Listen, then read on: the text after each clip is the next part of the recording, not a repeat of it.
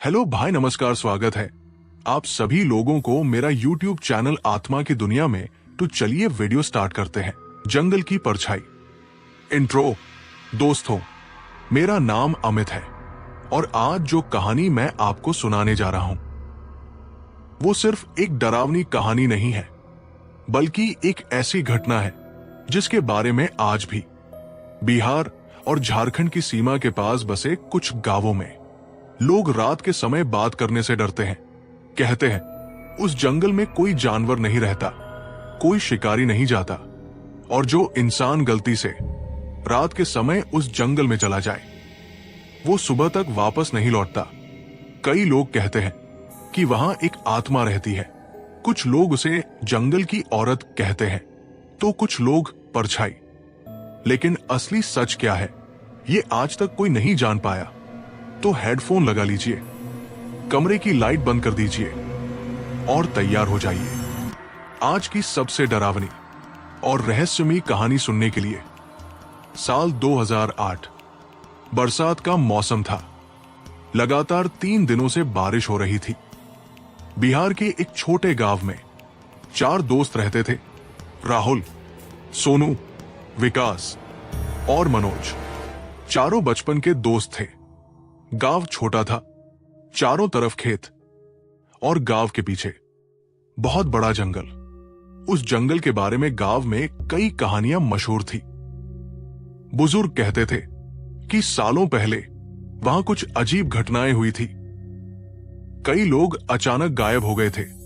कुछ लोग जंगल से वापस लौटे भी, लेकिन वो पहले जैसे नहीं रहे। कुछ लोग पागल हो गए, कुछ हमेशा चुप रहने लगे और कुछ ने डर के कारण गांव छोड़ दिया। लेकिन गांव के लड़के इन बातों को मजाक समझते थे। एक शाम चारों दोस्त गांव की चाय दुकान पर बैठे थे। तभी गांव का एक बूढ़ा आदमी वहां आया। उसका नाम हरिनाथ था। वो अक्सर जंगल की कहानियां सुनाया करता था। उसने चारों को देखकर कहा, शाम होने वाली है, आज जंगल की तरफ मत जाना। मनोज हंस पड़ा, क्यों दादा, आज फिर भूत निकलेगा क्या? बाकी लड़के भी हंसने लगे, लेकिन हरिनाथ का चेहरा गंभीर था।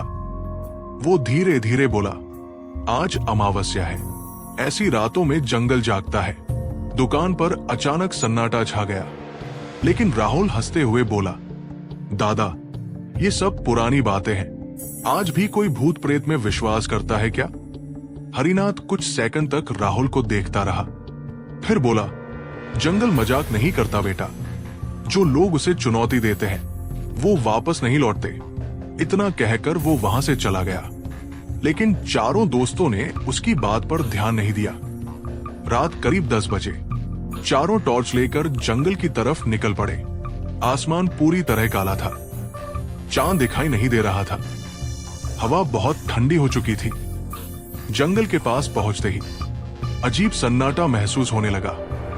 कोई झिंगुर की आवाज नहीं, कोई पक्षी नहीं, कुछ भी नहीं, सिर्फ पेड़ों की धीमी सरसराहट। राहुल ने मोबाइल कैमरा ऑन किया। दोस्तों, आज हम गांव के सबसे डरावने जंगल में आए हैं। लोग कहते हैं यहां रात में कोई आत्मा घूमती है। तभी दूर से किसी औरत के रोने की आवाज आई। चारों अचानक चुप हो गए।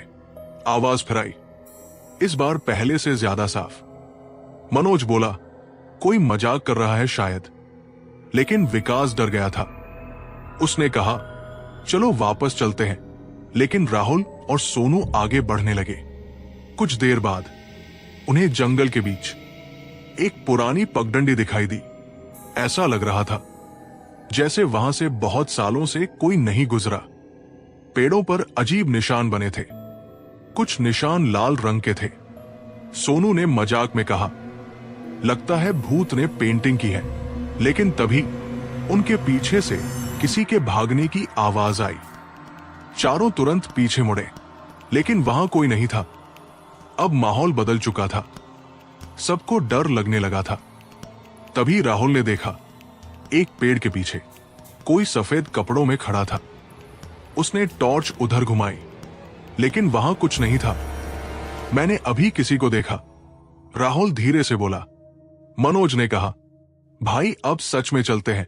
लेकिन तभी बहुत तेज हवा चलने लगी, पेड़ जोर जोर से हिलने लगे और अचानक चारों की टॉर्च एक साथ बंद हो गई।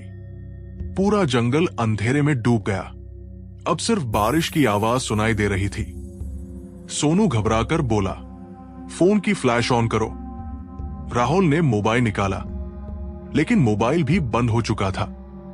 अचानक अंधेरे में किसी के हंसने की आवाज गूंजी, धीमी लेकिन बहुत डरावनी। ही ही ही। वो आवाज चारों तरफ से आ रही थी। ऐसा लग रहा था जैसे पूरा जंगल हंस रहा हो।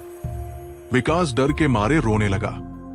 तभी पेड़ों के बीच 2 चमकती आंखें दिखाई दी, फिर 4, फिर 6 और धीरे धीरे पूरा जंगल चमकती आंखों से भर गया। लेकिन वो जानवर नहीं थे, क्योंकि वो आंखें जमीन से बहुत ऊपर थी, जैसे कोई लंबे इंसान पेड़ों के बीच खड़े हों। राहुल ने कांपती आवाज में कहा, भागो। चारों जंगल में भागने लगे, लेकिन अंधेरे में रास्ता दिखाई नहीं दे रहा था। भागते भागते मनोज अचानक गिर पड़ा। बाकी तीनों रुके। मनोज उठ, लेकिन मनोज कांप रहा था। उसने धीरे धीरे सामने इशारा किया। तीनों ने उधर देखा और उनकी सांस रुक गई। सामने एक बूढ़ी औरत खड़ी थी, सफेद कपड़े, बहुत लंबे बाल और आंखें पूरी काली। उसके पैर उल्टे थे। वो धीरे धीरे मुस्कुरा रही थी। अचानक वो इंसान जैसी आवाज में नहीं, बल्कि कई आवाजों में एक साथ बोली, जंगल में क्यों आए हो? चारों डर से जम गए। तभी वो औरत धीरे धीरे उनकी तरफ बढ़ने लगी और जैसे जैसे वो आगे बढ़ रही थी, उसका शरीर लंबा होता जा रहा था। अब उसकी गर्दन इंसानों से कई गुना लंबी हो चुकी थी। सोनू जोर से चीखा, भागो।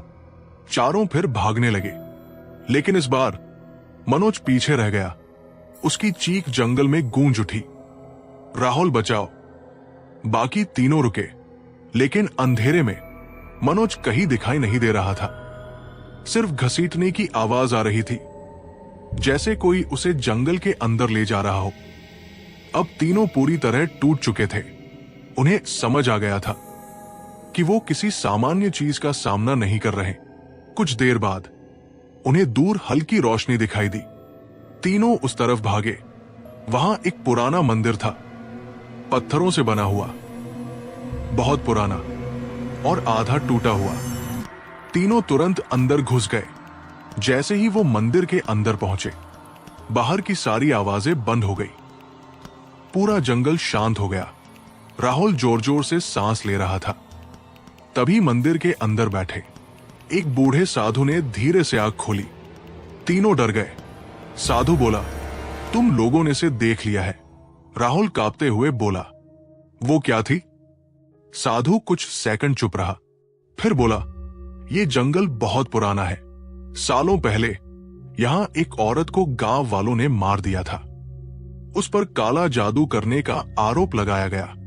मरने से पहले उसने पूरे गांव को श्राप दिया। उस दिन के बाद से ये जंगल बदल गया।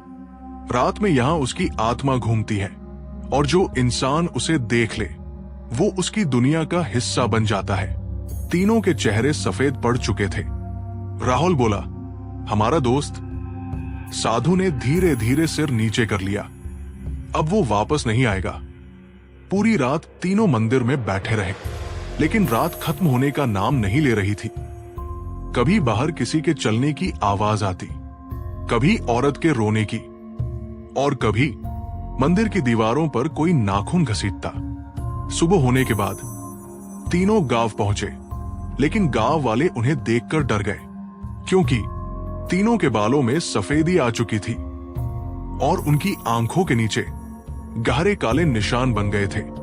उन्होंने गांव वालों को सब बताया, लेकिन सबसे डरावनी बात, मनोज आज तक नहीं मिला। कई दिनों तक गांव वालों ने खोजा, लेकिन जंगल से सिर्फ उसका फटा हुआ जैकेट मिला। उस घटना के बाद गांव में नियम बना दिया गया, कोई भी इंसान सूरज डूबने के बाद जंगल की तरफ नहीं जाएगा। आज भी उस गांव के लोग कहते हैं कि अमावस्या की रात जंगल से औरत के रोने की आवाज आती है और कभी कभी पेड़ों के बीच दो चमकती आंखें दिखाई देती हैं जो अंधेरे में किसी का इंतजार कर रही होती हैं। अगर आपको ये कहानी पसंद आई हो तो वीडियो को लाइक जरूर करें, चैनल को सब्सक्राइब करें और कमेंट में बताएं क्या आप ऐसी जगह पर रात बिताने की हिम्मत करेंगे